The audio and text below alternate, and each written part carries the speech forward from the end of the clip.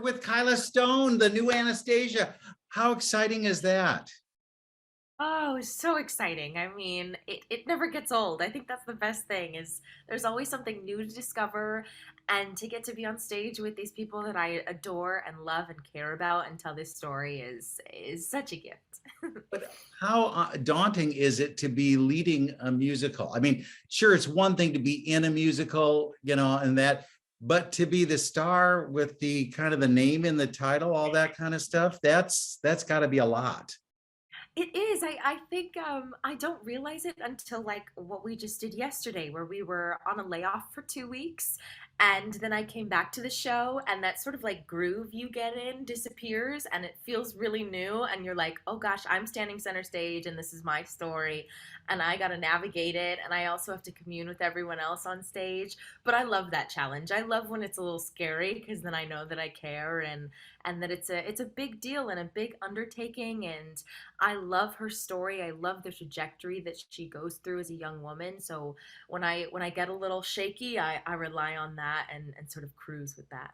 Do they teach you that in school at all? Do they say, now here's how you need to behave when you're in that kind of position? Or In some ways, I think they do. I think you learn it on your own. I think, and one of the great things, I mean, I graduated in 2020, which was such a great year to graduate in right. terms of the pandemic, which was not great. But then I was so fortunate to do Sweeney Todd a little after that, and I got to watch Nick Walker and Donnellan Champlin lead a company and I just sort of soaked in everything that they did and just watched them lead with such grace and such poise and such humility in terms of, they were leading a company, but they also knew that all of us on stage with them were crucial in order to make the story come to life, which I really loved and just admired.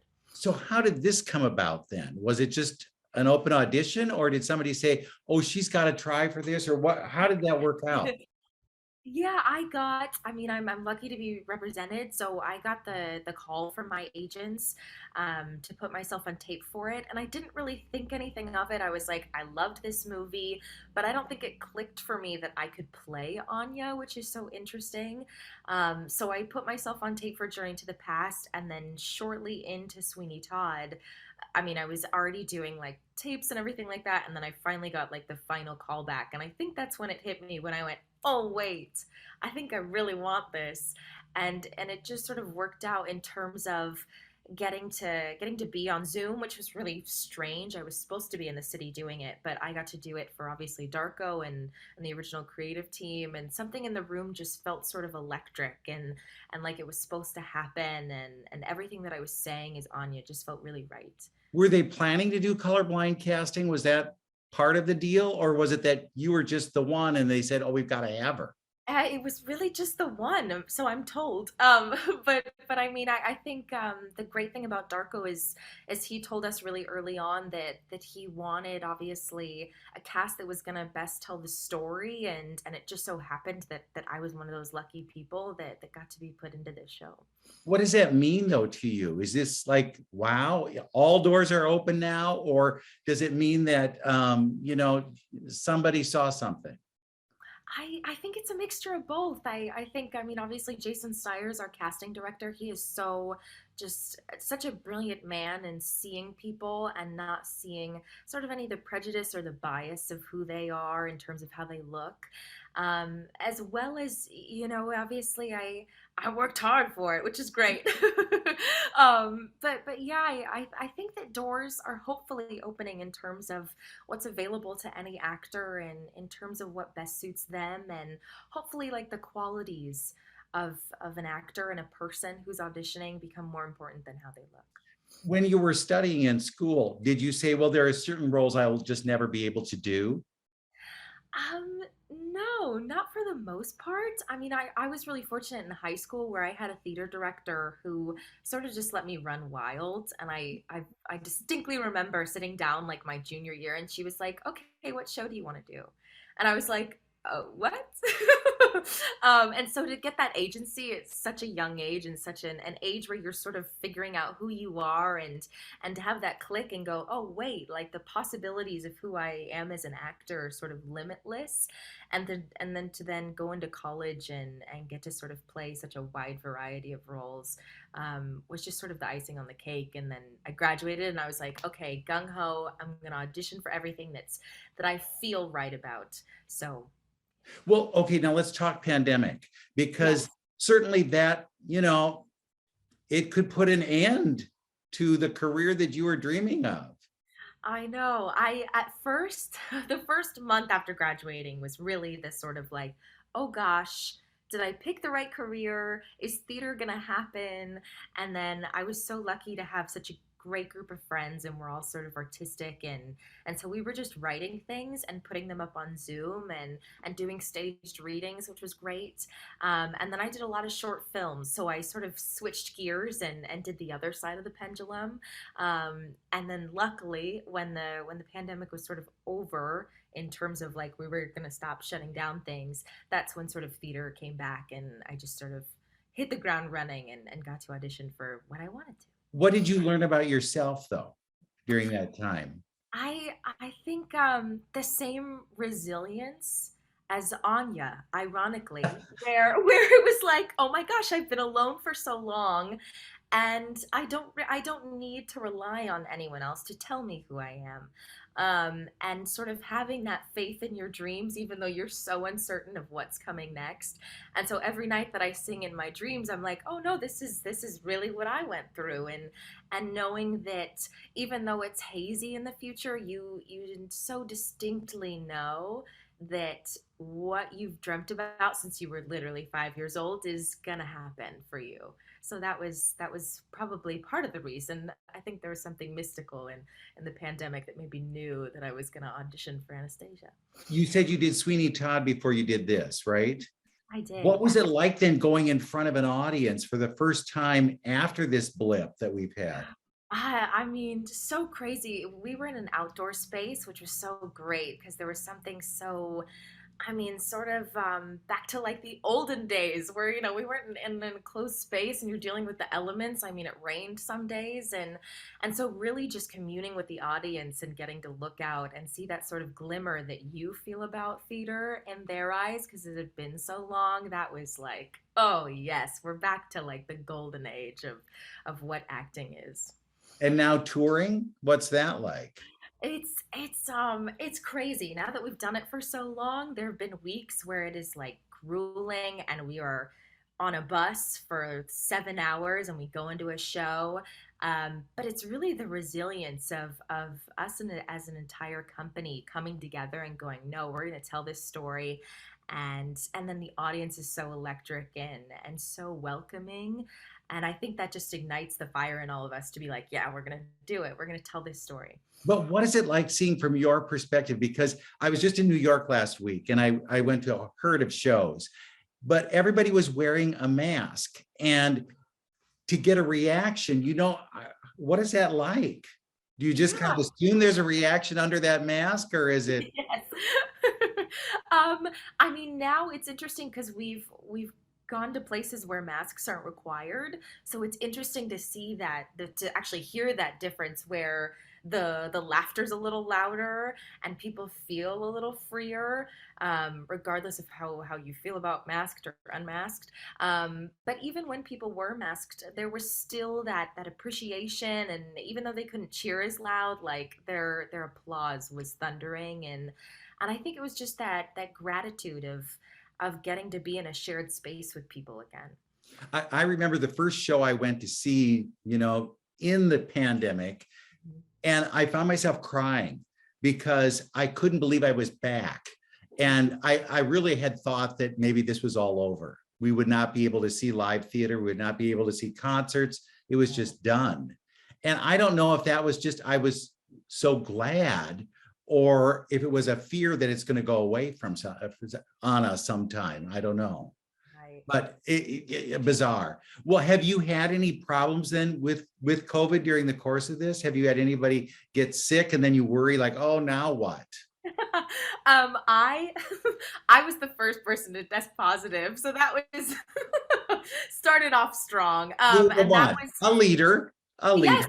I was like, I got to show that no, and that was back in Minneapolis, and that was in December, and that was when really like the I think it was Omicron or it might have been Delta. I think I had the Delta variant that sort of just ran through everywhere, um, and so I was down for the count. And so being isolated and not being able to do the show when everyone else was doing the show was an even bigger like Anya moment of being alone and wondering, when am I going to get to do this again? And then our musical director got it shortly after that. So he was in the same boat as me.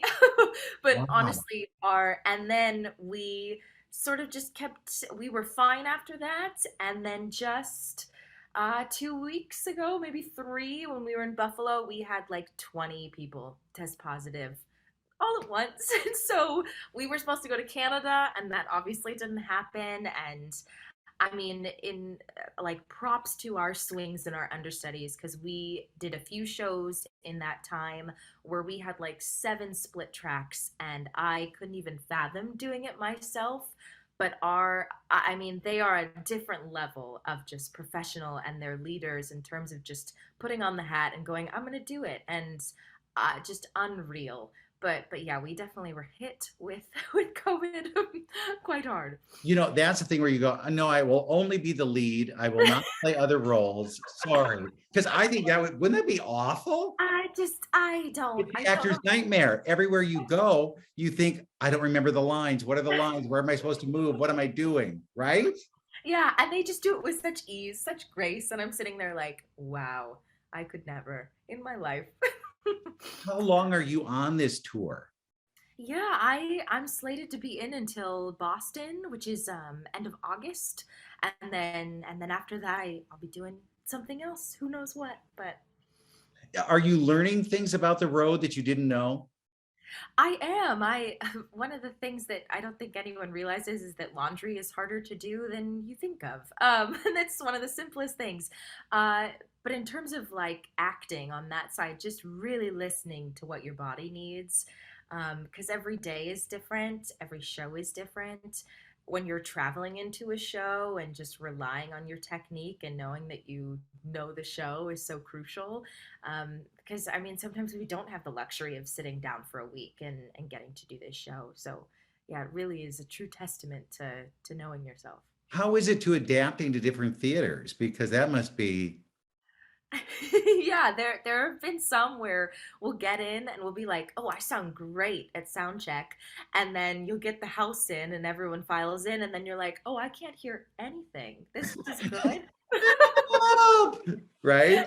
Oh gosh. And all you can hear is sort of yourself. You can hear everyone else fine. And then you're like, is it me? No, it's the house. It's totally fine. And so that's another added level where you're trying to mask like the internal dread that you have in your eyes. But you're like, I got this. I know what we're doing. I've done it a million times.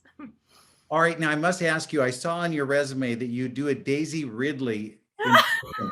Where did this come from? It And came from, oh my gosh, I'm a huge Star Wars fan. So when we finally got the character of Rey, I was just like over the moon in terms of her being such a universal character in terms of like young women to relate to. And I just loved her as a character and also Daisy Ridley in general. I just love her as an actor. So it came from that. okay, so I've got to hear it. You do it for me. Oh gosh. Please, Uh, please. okay. Let me think. She goes, BB-8. Kylo Ren will turn. I've seen it. Clear as I see you. So that's Very Salisbury. good. You could go to Disney World and work at the park, I know. right? I watched the Lego special and I was like, how did I not get this voiceover gig as Daisy Ridley? Come on, it's mine, right? What is on that bucket list? What kind of things is Star Wars? Of course, you've got to be in that, but what else is on the list? Oh gosh, I would love this is the first thing that came to mind, but I would love to be either a Bond girl or a Bond villain in terms of on screen. On stage, I think the list is endless. Christine Daae, Elle Woods, Anna and Frozen, I think she's close to Anya in terms of just her wackiness. Aida definitely is on that list. Guinevere and Camelot. So it's a whole bucket of shows that I love. Do you feel regal when you're doing something like this? Do you feel there's that kind of, quality, or There definitely is. I think in Act Two is really that shift for Anya, and especially when you put on the costumes that Linda Cho created, it's hard not to just take up that mantle and feel like you have this energy running through you. And obviously the dress that I wear at the end, big red. I mean, it's 35 pounds, so it's hard not to just stand upright. But yeah, there really is something about having a crown on your head where you're like, oh, okay, I rule this show, I rule this kingdom. Let's do it. what does a crown feel like? That I mean, what's funny is I don't feel it now. I think in the beginning I was so hyper aware that I had a crown on my head and I had a wig on my head and my hair was on top of my head. But now it just sort of feels like an extension of you, which is I think a beautiful image. It's just sort of an extra piece to add to your height and your status. As a child, was that something you always want? I want a crown. I'm having a crown. I definitely had a crown. There's definitely photos of me somewhere where I have this giant pink princess crown, which sounds about right. But I totally used to just dress up. I used to like wrap myself in blankets and imagine I was walking down a staircase. So, and I can definitely think of a photo that exists right now that totally is that. But I totally would imagine being a princess. That was probably at the height what I wanted to be You as a see, little you were preparing your whole life for this, I was. right? Well, hey, I'm so thrilled to see you in the show. I can hardly wait to see you do it. So I'm counting on big things. Be royal for me. And if you want to throw a little Daisy in, that's okay. Okay, I will. I'll just slide in a little accent. Sounds good. Thank you so much. Thank you.